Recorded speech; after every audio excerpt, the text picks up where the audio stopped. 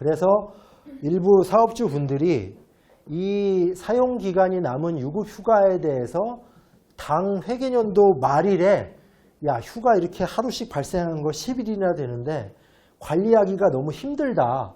그러니까 올해 연말에 그냥 연차 유급휴가 미사용 수당을 주겠다. 일괄적으로 하고 싶으신데 그렇게 하는 게 불가능하다고 하지 말라고 고용노동부가 지침을 발표했어요.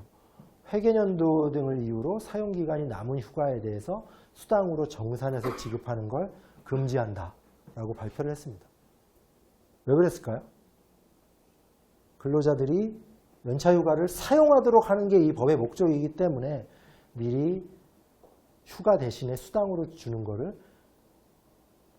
금지를 시킨 거죠. 휴가권을 보장을 해서 근로시간을 줄이게 하기 위해서. 근데 대신 또 그런 경우도 있을 수 있어요. 1년 차에 발생한 휴가가 남아있는 상황에서 11일이 남아있다라고 가정을 하고 근무 2년 차에 휴가를 갈 때 어떤 휴가를 먼저 사용한 것으로 칠 것이냐.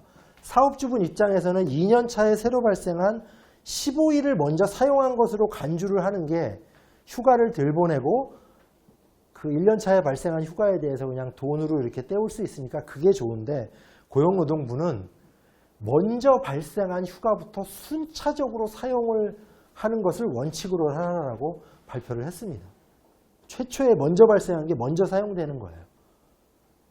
뒤에 발생한 휴가부터 사용을 하면 앞에 게 수당으로 받을 수 있는 가능성이 높아지는데 그렇게 하지 말라는 거죠. 그래서 노동자가 회사나 특정 휴가를 지정을 해서 사용을 하는 것도 불가능하다는 얘기입니다. 선입선출 원칙에 의해서 최초 발생한 휴가부터 사용하는 걸로 간주를 하라는 겁니다. 근로자 입장에서도 조금 불리할 것 같아요. 돈으로 빨리 사용을 하고 미사용 수당을 받아가야 되는데 그런 걸 하지 말라라는 거죠. 대신에 노사가 합의를 해서 2년차 종료 시점 전까지 1년 차에 발생한 연차를 사용하도록 합의하는 것은 가능합니다. 연차 휴가의 사용기간을 늘려주는 게 가능하다라는 얘기예요. 그래서 1년 차에 대한 유급휴가를 2년 차 종료 시점까지 사용하도록 합의한 경우 이거는 그림으로 설명을 드릴게요.